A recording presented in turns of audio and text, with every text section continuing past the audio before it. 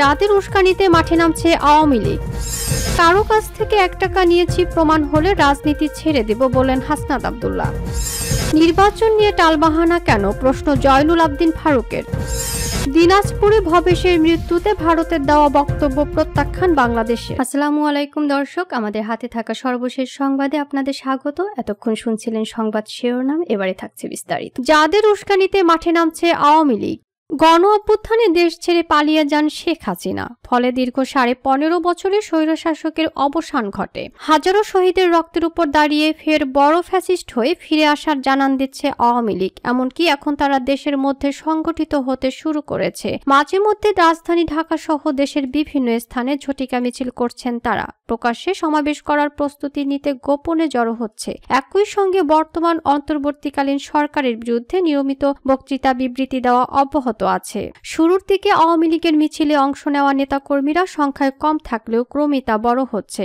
এদিকে ছাত্র জনতার নজিরবিহীন গণ অভ্যুত্থানের মুখে ক্ষমতাচ্যুত হওয়া মাত্র 8 মাসের মাথায় আওয়ামী লীগের এই সক্রিয় হওয়া এবং ভয়ভীতি উপেক্ষা করে রাজপথে প্রকাশ্যে ঝটিকা মিছিল করা নিয়ে নানান প্রশ্নের জন্ম দিয়েছে। কারা তাদের নেপথ্যে থেকে মদত দিচ্ছে এবং কাদের আশ্রয় প্রশ্রয়ে দলটির নেতাকর্মীরা মাঠে নামছেন, সন্দেহের তীর পুলিশ ও সিভিল প্রশাসন ছাড়াও কয়েকটি রাজনৈতিক দলের দিকে।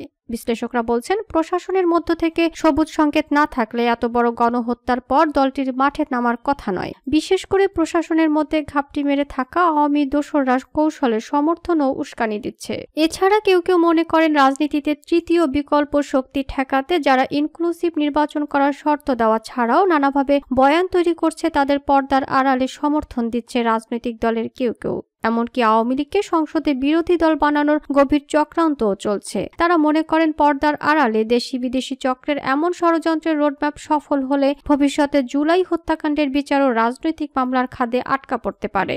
সংশ্লিষ্টরা বলছেন, সময় থাকতে সতর্ক না হলে এবং দ্রুত আওয়ামী লীগকে নিষিদ্ধ করা না হলে ক্ষমতাচ্যুত এই দলটির নেতাকর্মীদের এ ধরনের অতৎপরতা বাড়তেই থাকবে। ফলে নির্বাচনী তফসিল ঘোষণা হলে আওয়ামী লীগ পুরনো চেহারায় ফিরে আসবে। ফের অশান্ত হবে দেশের রাজনৈতিক পরিস্থিতি।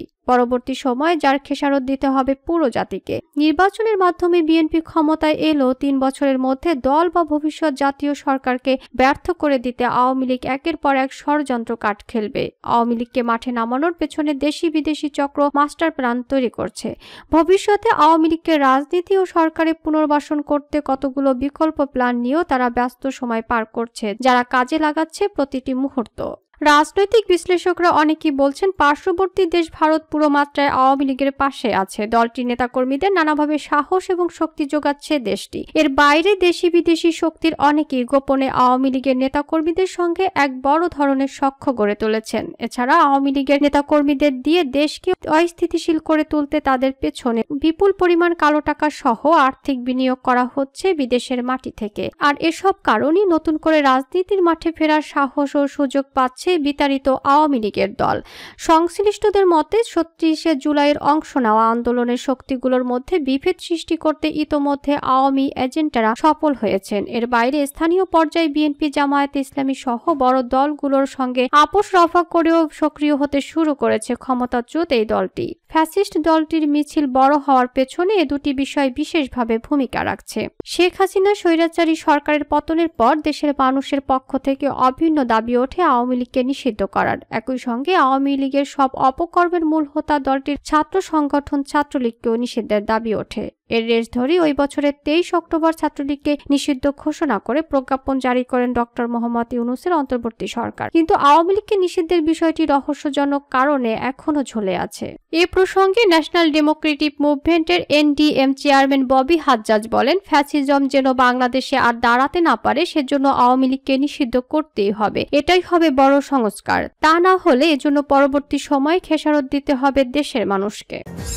কারো কাছ থেকে 1 টাকা নিয়েছি প্রমাণ হলে রাজনীতি ছেড়ে দেব বলেন হাসনাত আব্দুল্লাহ। কারো কাছ থেকে অবৈধভাবে 1 টাকা নেওয়ার প্রমাণ পাওয়া গেলে রাজনীতি ছেড়ে দেবেন বলে চ্যালেঞ্জ ছুড়ে দিয়েছেন জাতীয় নাগরিক পার্টির এনসিপির দক্ষিণাঞ্চলের মুখ্য সংগঠক হাসনাত আব্দুল্লাহ। শনিবার মধ্যরাতে ফেসবুকে এক পোস্টে তিনি এ চ্যালেঞ্জ দেন। তিনি ওই পোস্টে দৈনিক প্রথম আলোর একটি প্রতিবেদনের সমালোচনা করে বলেন, প্রথম আলো আজ শিরোনাম করেছে হাসনাতের বিলাসী জীবনযাপন নিয়ে প্রশ্ন। আমি প্রথম আলো সেই সাংবাদিককে অনুরোধ করছি আপনি দয়া করে আমার বাসায় এসে দেখে যান আমি কত বিলাসী জীবনযাপন করি। প্রসঙ্গত এনসিপির সাধারণ সভা নানা প্রশ্ন ও অভিযোগের জবাব দিলেন নেতারা। এই শিরোনাম প্রথম আলো অনলাইন একটি প্রতিবেদন পাওয়া গেছে। প্রতিবেদনটির শেষে একটি সংশোধনী যোগ করেছে গণমাধ্যমটি। এতে বলা হয়েছে এই প্রতিবেদনের প্রথম প্রকাশিত শিরোনাম পরিবর্তন করা হয়েছে। প্রতিবেদনের ভেতরের অংশ বিশেষও পরিবর্তন করা হয়েছে। প্রতিবেদনটি প্রথম প্রকাশের পরে আরো কিছু তথ্য জানার পর এই পরিবর্তন ও পরিমার্জন করা হলো। হাসনাত আব্দুল্লাহ তার পোস্টে এই প্রতিবেদনটির প্রতি ইঙ্গিত করেছেন। প্রতিবেদনটিতে আগে বলা হয়েছিল এনসিপির বৈঠকে হাসনাতের বিলাসী জীবনযাপন নিয়ে প্রশ্ন তুলেছেন দলটির কয়েকজন নেতা। এ ব্যাপারে হাসনাত তার পোস্টে জানান ওই বৈঠকে এমন কোনো প্রশ্ন তোলা হয়নি, এমনকি এই বিষয়ে কোনো কথাও হয়নি। এই প্রতিবেদনকে তথ্য সন্ত্রাস আখ্যা দিয়েছেন হাসনাত। বলেন রয়ের বিরুদ্ধে পোস্ট দেওয়ার 2 দিনের মাথায় আমাকে নিয়ে এই তথ্য সন্ত্রাস কাকতালীয় হতে পারে না। আমাদেরকে মেরে না ফেলা পর্যন্ত ভারত র আর আওয়ামী লীগের বিরুদ্ধে আমাদের এই লড়াই অব্যাহত থাকবে ইনশাআল্লাহ। হাসনাত আরো বলেন দিল্লি থেকে লিখে দেওয়া নিউজ করে যদি ভেবে থাকেন হাসনাত আব্দুল্লাহকে থামাতে পারবেন তাহলে আপনারা এখনো ভুলের জগতে আছেন। প্রথম আলো বরাবরই এই দেশের সৎ এবং দেশপ্রেমিক রাজনীতিবিদদের নিয়ে মিথ্যাচার করে দাবি করে তিনি বলেন ভারতীয় সাম্রাজ্যবাদের বিরুদ্ধে যে বা যারাই দাঁড়ানোর চেষ্টা করেছে তাদেরকেই আক্রমণের লক্ষ্যবস্তু বানানো হয়েছে। আমি সেই তালিকায় সর্বশেষ সংযোজন।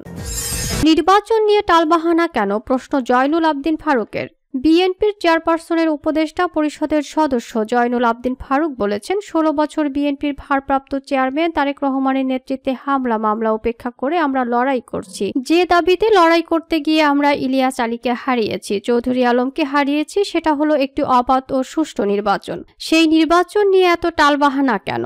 বক্তব্যে জয়নুল আবদিন ফারুক বলেন আসলে সরকার চাচ্ছেটা কি? একজন গ্রহণযোগ্য ব্যক্তি যার সুনাম সারা বিশ্বব্যাপী, তিনি আসলে চাচ্ছেন কি? মানুষের চাওয়া একটাই, সেটা হলো নির্বাচনের বিষয়ে অন্তর্বর্তীকালীন সরকারকে দ্রুত সিদ্ধান্ত নিতে হবে। আপনি আপনার কাজ করে যাবেন। আপনার কাছে আমাদের পাওয়ার বিষয়টা হলো একটি অবাধ গ্রহণযোগ্য নির্বাচনের সুনির্দিষ্ট রোডম্যাপ। জনগণের মনের ভাষা আপনাকে বুঝতে হবে। কেন মির্জা ফখরুল ইসলাম আলমগীরের মতো একজন গ্রহণযোগ্য ব্যক্তি আপনার মতো গ্রহণযোগ্য ব্যক্তির সঙ্গে বৈঠক শেষে গণমাধ্যমকে বলেছেন বৈঠকে আমরা সন্তুষ্ট নই? জাতীয় সংসদের সাবেক বিরোধী দলীয় এই চিফ হুইপ বলেন আমরা আপনার সরকারের প্রয়োজন নির্বাচন সুষ্ঠু করার সংস্কার। আপনার বিরুদ্ধে কথা বলতে চাই না, রাজপথে দাঁড়াতে চাই না। কার বিরুদ্ধে রাজপথে নামবো? হাসিনাই তো নাই। কিন্তু 1-11 এর মতো পরিস্থিতি কেউ যদি আবার সৃষ্টি করতে চায় প্রয়োজনে আমরা আবার রাজপথে নামবো। বিএনপির বিরুদ্ধে ষড়যন্ত্র করে কোনো লাভ হবে না। বিএনপিকে আবার নিশ্চিহ্ন করতে যদি কেউ কোনো পরিকল্পনা করে বাংলার মাটিতে সেটি কখনো সফল হবে না, হতে দেওয়া হবে না। এ সময় জামায়াত ইসলামীর নেতাদের সমালোচনা করে জয়নুল আবদিন বলেন যারা আপনাদের নেতাদের ফাঁসিতে ঝুলিয়েছে তাদেরকে ক্ষমা করার কথা আপনারা কি করে বলেন? তাদের হাতে গণতন্ত্র, দেশের সংবিধান প্রতিষ্ঠান জবাই হয়েছে। তারা বিরোধী দলের নেতাকর্মীদের আয়নাঘরে নিয়ে নির্যাতন করেছে। তাদের তো ক্ষমা করার প্রয়োজন নেই। দিনাজপুরের ভবেশের মৃত্যুতে ভারতের দেওয়া বক্তব্য প্রত্যাখ্যান বাংলাদেশের। অন্তর্বর্তীকালীন সরকার সকল ধর্মের নাগরিকদের সমান অধিকার নিশ্চিত উল্লেখ করে প্রধান উপদেষ্টার প্রেস সচিব শফিকুল আলম দিনাজপুরে ভবেশ চন্দ্র রায়ের মৃত্যুর ঘটনায় ভারত সরকারের দাবিকে প্রত্যাখ্যান করেছেন। শনিবার বাসসের এক প্রশ্নের জবাবে তিনি বলেন দুঃখজনক বিষয় হচ্ছে ভবেশ চন্দ্র রায়ের মৃত্যুকে অন্তর্বর্তীকালীন সরকারের অধীনে হিন্দু সংখ্যালঘুদের উপর সংগঠিত নিপীড়নের ধারাবাহিকতার অংশ হিসেবে বর্ণনা করা হয়েছে।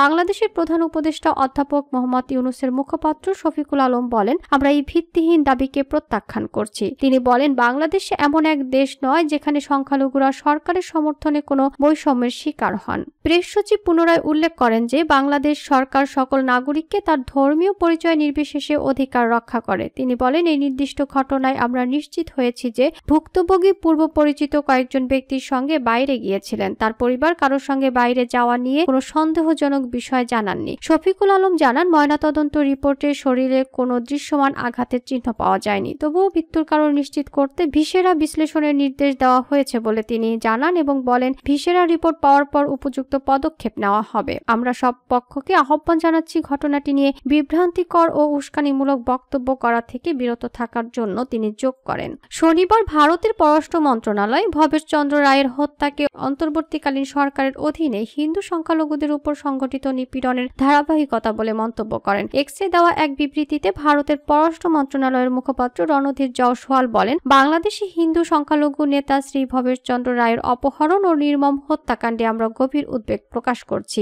এই হত্যাকাণ্ড একটি ধারাবাহিক নিপীড়নের অংশ, যেখানে হিন্দু সংখ্যালঘুদের টার্গেট করা হচ্ছে এবং পূর্বের ঘটনাগুলোর অপরাধীরা বিনা শাস্তিতে ঘুরে বেড়াচ্ছে দাবি করেন।